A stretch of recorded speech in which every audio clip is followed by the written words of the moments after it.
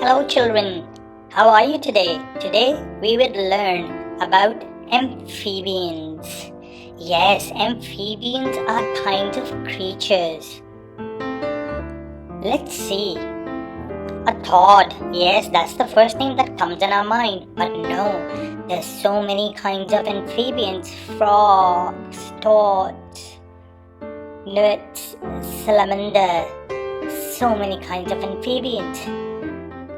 Toad, that's how amphibians grow, and that's how a frog grows, from a small egg to an amphibian and then living outside on the land.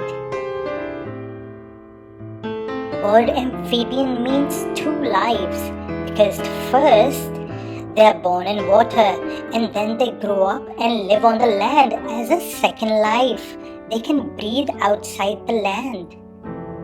Once they grow up, they have a slimy skin at birth. All of them are born with fins and swimming abilities.